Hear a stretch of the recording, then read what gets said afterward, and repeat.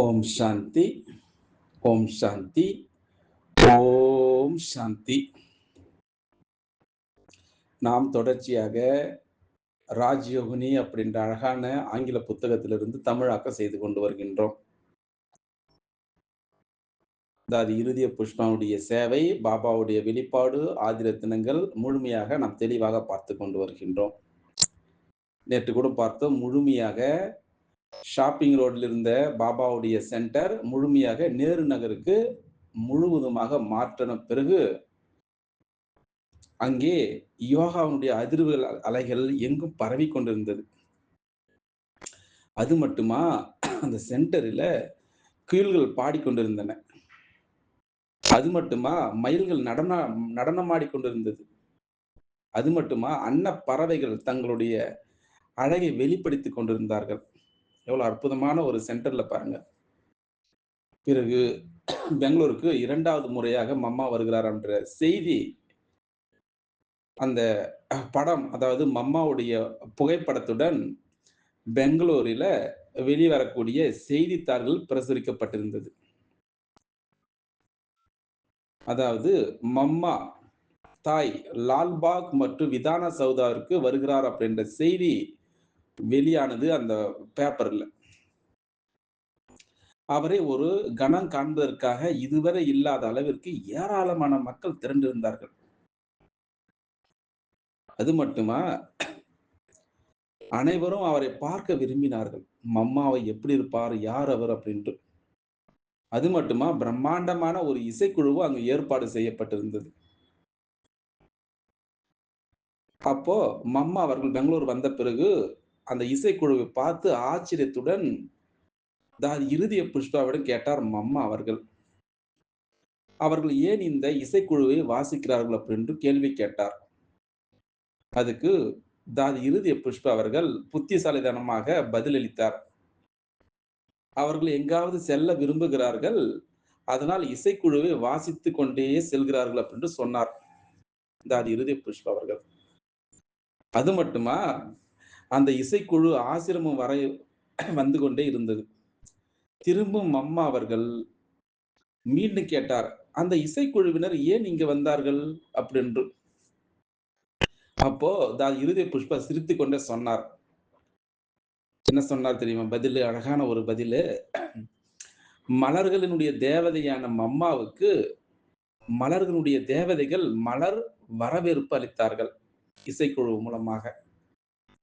இப்படியாக பதிலளித்தார். இப்ப கூட சில மதுபல் வரக்கூடிய தாதிகள் இருந்தாலும் சரி, ஆதிரத்தினங்கள் இருந்தாலும் சரி, தீதிகள், தாதாக்கள் யார் வந்தாலும் சென்டருக்கு இது போல இசைக்குழு வாசித்து வரவேற்பது உண்டு. இப்படியாக அங்கே அந்த காலத்துல சுகாதார அமைச்சரும் சரி, நம்முடைய சேவை நிலையத்திற்கு வந்து மம்மாவை வரவேற்றார். அங்கு அதிகமான சத்தமும் இருந்தது. அங்கே ஏராளமான செய்தித்தாள் நிருபர்களும் வந்திருந்தார்கள்.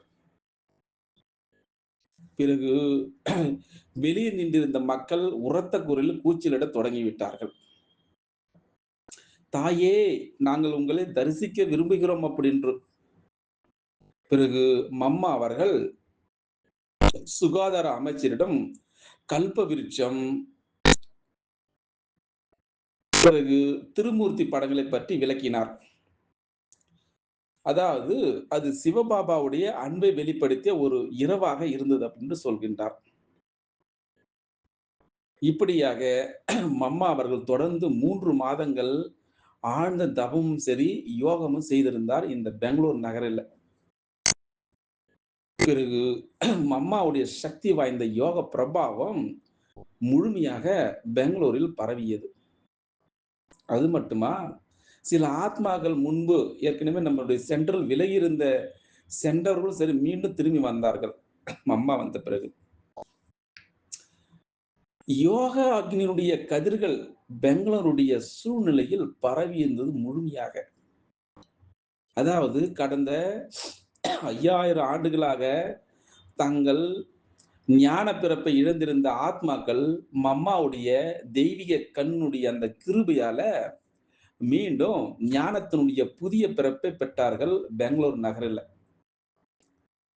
ஆனால் அப்ப தமிழ்நாட்டுல இந்த ஈஸ்வரிய சேவை தொடங்கவில்லை.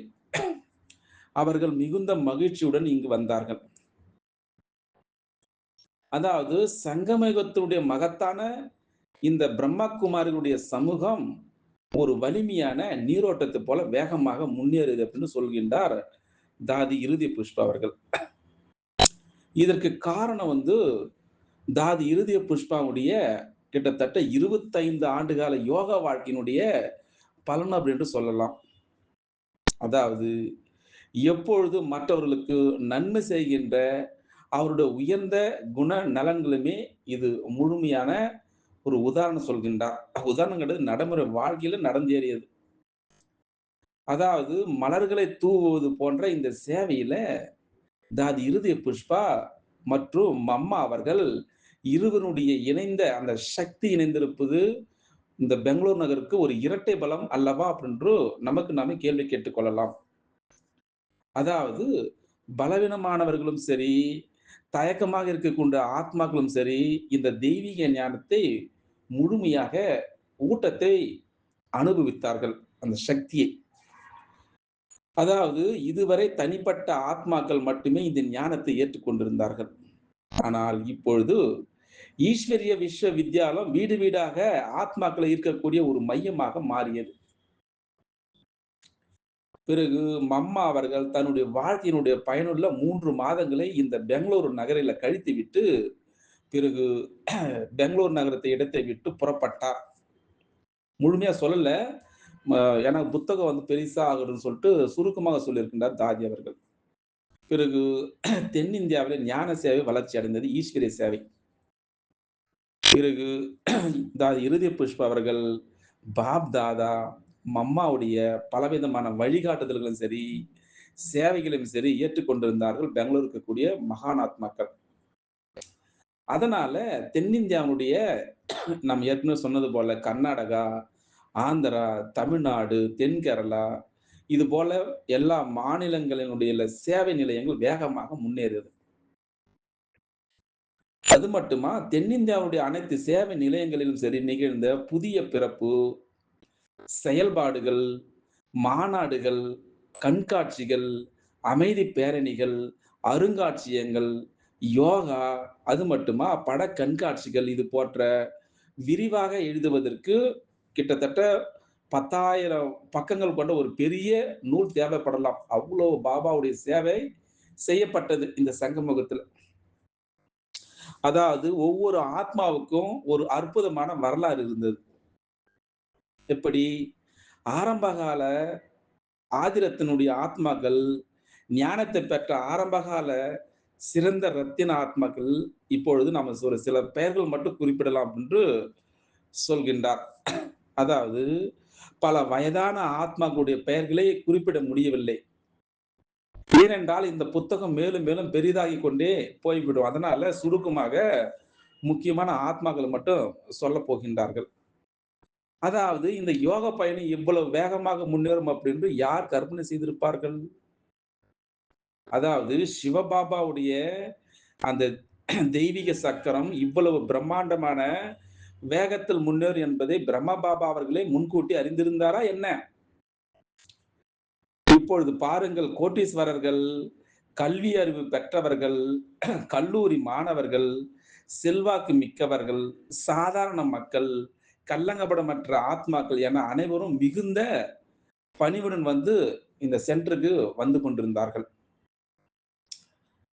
அதனால அவர்கள் அனைவரும் தங்களை பாபாவிடம் முழுமையாக அர்ப்பணித்துக் கொள்வதை பார்க்கும் பொழுது, நாம் இன்றளவும் சரி, இப்பொழுதும் சரி நாம் பெருமகிழ்ச்சி அடையலாம். அதாவது இந்த யக்கியத்திற்கு வந்த இந்த ஞானத்தை அனுபவித்த ஆரம்பகால தெய்வீக ஆத்மாக்களை பற்றி ஒரு வரிசைகரமாக பார்க்கலாம். நிறைய பேர் இங்க குறிப்பிடப்படவில்லை. காரணம் புத்தகம் பெரிதாகிவிடும் அப்படி என்று. உதாரணமாக கருணாபாய் மதுபல் இருக்கிறார் இப்போ. பசவராஜ் பாய் அவரும் கர்நாடக மாநிலத்தில் இருக்காரு. மீரா பேகன் மலேசியால இருக்கிறாரு. லக்ஷ்மி பேகன் மைசூர்ல இருக்கிறாங்க. இது போல சாரதம்மா, பிரேம் சிங்கு, மகாதேவ், மிருத்யுஞ்சய் பாய் அவர் இப்ப மதுபல் இருக்கிறார் விஐபி சேவை செய்கின்றார். பிறகு டாக்டர் நரசய்யா, மதுபாய், மாரியப்பா, ஜெயலக்ஷ்மி, சீதாராம், ஜெய் கிஷோர் பாய், ரங்கையா, ஹரிநாத், அப்பாஜி, துக்காராம்.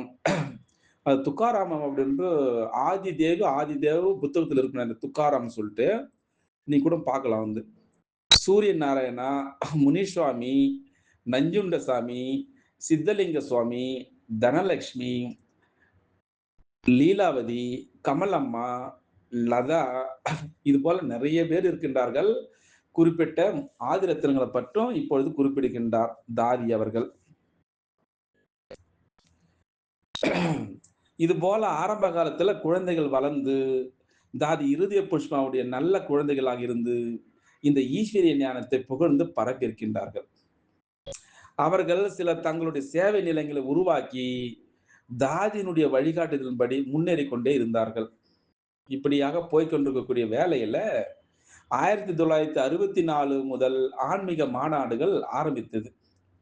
அதாவது 1964 முதல் பல தத்துவ மாநாடுகளும் சரி, பெரிய கண்காட்சிகள் அங்கு பட்டது. அதே போல பெங்களூர் இருக்கக்கூடிய ஜெயநகரில் உள்ள குச்சாலாம்பா கல்யாண மண்டபத்தில் நடைபெற்ற ஆன்மீக பட கண்காட்சி அன்றைய ராஜ்யபால் ஆளுநர் வந்து திரு வி கிரி அவர்களால் தொடங்கி வைக்கப்பட்டது. அதே போல அங்கு ஆயிரக்கணக்கான மக்கள் இந்த கண்காட்சியினுடைய பயனை பெற்றிருக்கின்றார்கள் 1964ஆம் ஆண்டு. அதே ஆண்டில் ஜெகதம்பா சரஸ்வதி இங்கு வந்திருந்தார் பெங்களூர்ல. அது மட்டுமா தாதி பிரகாஷ்மணி அவர்கள், தாதி மன்மோகினி எல்லோரும் கர்நாடகம் முழுவதும் ஆன்மீக தூதர்களாக சுற்றுப்பயணம் செய்து மக்களிடம் ஆன்மீக சக்தி நிரப்பியிருக்கின்றார்கள். இது போல ஒவ்வொரு ஆண்டும் சரி கர்நாடக மாநிலத்தில் நடைபெற்ற காங்கிரஸ் மாநாட்டில் ஈஸ்வரிய பல்கலைக்கழகத்திற்கு நிரந்தரமாக ஒரு ஸ்டால் வழங்கப்பட்டிருக்கின்றது. அதாவது ஞானத்தை பரப்புவதற்காக கன்னட மொழியில சிறு புத்தகங்கள் வெளிப்பட்டிருக்கின்றார்கள் அந்த காலத்துல. அதே காலகட்டத்தில் பிரம்மா பாபாவுடைய வாழ்க்கை வரலாறும் ஆதி தேவ் முதன்முறையாக வெளியிடப்பட்டிருக்கின்றது. இது மட்டுமா பல புதிய சகோதரர்களும் சரி சகோதரிகளும் சரி தங்களுடைய முழு வாழ்க்கையும் சரி சிவபாபாவுடைய இந்த யக்ஞத்தில் வந்து அர்ப்பணித்திருக்கின்றார்கள்.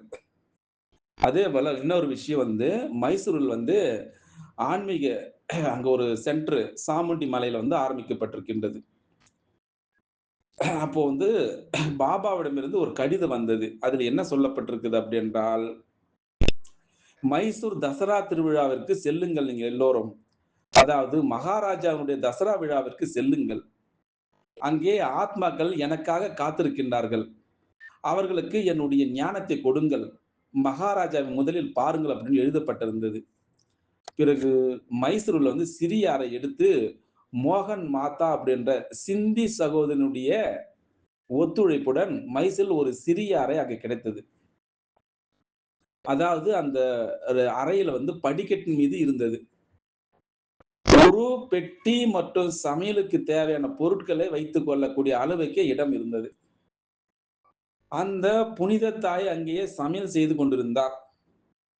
அதாவது மதுபனுடைய கண்களை கொண்ட மதுபனுடைய ஆன்மீக மைசூரில் இருக்கக்கூடிய சாமுண்டி மலை மீது சாமுண்டி அம்மாவை தரிசிக்க சென்றார்கள்.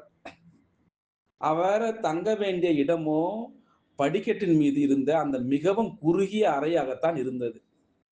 இப்படியெல்லாம் ஈஸ்வர சேவை நடந்திருக்கிறது அந்த காலத்துல. பிறகு தசரா கண்காட்சியில் ஈஸ்வர சேவை ஆரம்பிக்கப்பட்டிருக்கின்றது. அதாவது கர்நாடக அரசாங்கம் சரி நடத்திய மிகப்பெரிய தசரா கண்காட்சியில ஈஸ்வரிய பல்கலைக்கழகத்திற்கு ஒரு ஸ்டால் கிடைத்திருக்கின்றது. அந்த கண்காட்சி அவர்கள் தங்கியிருந்த அறையிலிருந்து சுமார் 2 கிலோமீட்டர் தொலைவில் இருந்தது. அப்போ ஒவ்வொரு நாளும் சரி அவர் நடந்து சென்று மீண்டும் நடந்து திரும்பி ஒரு நாளில் கிட்டத்தட்ட 2 அல்லது 3 முறை கூட சென்று வந்திருக்கின்றார் 2 கிலோமீட்டர் தூரம். அந்த நேரத்தில் சில சகோதரர்கள் சேவைக்காக உதவிக்கு வந்தார்கள். அவர்கள் வந்து சில முக்கியமான ஆத்மாக்கள் நாகமுண்டா, பாலாஜி, பசப்பா இப்படியான சிறப்பான அவர்கள் சேவை செய்திருக்கின்றார்கள். இப்படியாக கர்நாடகாவில் இருக்கக்கூடிய மைசூரும் சரி, ஈஸ்வரிய ஞானத்தினுடைய விதை அங்கு விதைக்கப்பட்டிருக்கின்றது. இப்போ மைசூர்ல இருக்கக்கூடிய மூத்த ராஜயோகினி லக்ஷ்மி பெகன் வந்து அங்க இன்சார்ஜ் சென்டராக இருக்கின்றார். அவர் கூட இப்பொழுது 2026ஆம் ஆண்டு சென்னையில் நடத்தப்பட்ட எஸ்விசி பட்ல அவர் தலைமை தாங்கியிருக்கின்றார். அவர் எல்லோருக்கும் அங்கு ஸ்வீட் செய்து எடுத்து எல்லோருக்கும் கொடுத்திருக்கின்றார். இது ஒரு விசேஷமான ஒரு ஆத்மா. பார்க்கலாம். இந்த ஆதி ராஜயோகினி இருதய புஷ்பா பற்றி இதனுடைய தொடர்ச்சி நாளைக்கு பார்க்கலாம். அச்சா, ஓம் சாந்தி, ஓம் சாந்தி, ஓம் சாந்தி, ஓம் சாந்தி, ஓம் சாந்தி, ஓம் சாந்தி. நாம் தொடர்ச்சியாக ராஜயோகினி அப்படின்ற அழகான ஆங்கில புத்தகத்திலிருந்து தமிழாக்கம் செய்து கொண்டு வருகின்றோம். அதாவது இருதய புஷ்பாவுடைய சேவை, பாபாவுடைய வெளிப்பாடு, ஆதிரத்தினங்கள் முழுமையாக நாம் தெளிவாக பார்த்து கொண்டு வருகின்றோம். நேற்று கூட பார்த்தோம், முழுமையாக ஷாப்பிங் ரோட்ல இருந்த பாபாவுடைய சென்டர் முழுமையாக நேரு நகருக்கு முழுவதுமாக மாற்றின பிறகு அங்கே யோகாவுடைய அதிர்வு அலைகள் எங்கும் பரவி கொண்டிருந்தது. அது மட்டுமா, அந்த சென்டரில் குயில்கள் பாடிக்கொண்டிருந்தன. அது மட்டுமா, மயில்கள் நடனமாடிக்கொண்டிருந்தது. அது மட்டுமா, பறவைகள் தங்களுடைய அழகை வெளிப்படுத்திக் கொண்டிருந்தார்கள். எவ்வளவு அற்புதமான ஒரு சென்டர்ல பாருங்க. பிறகு பெங்களூருக்கு 2வது முறையாக மம்மா வருகிறார் என்ற செய்தி, அந்த படம், அதாவது மம்மாவுடைய புகைப்படத்துடன் பெங்களூரில வெளிவரக்கூடிய செய்தித்தாள்கள் பிரசுரிக்கப்பட்டிருந்தது. அதாவது மம்மா தாய் லால்பாக் மற்றும் விதான சௌதாவிற்கு வருகிறார் அப்படின்ற செய்தி வெளியானது அந்த பேப்பர்ல. அவரை ஒரு கணம்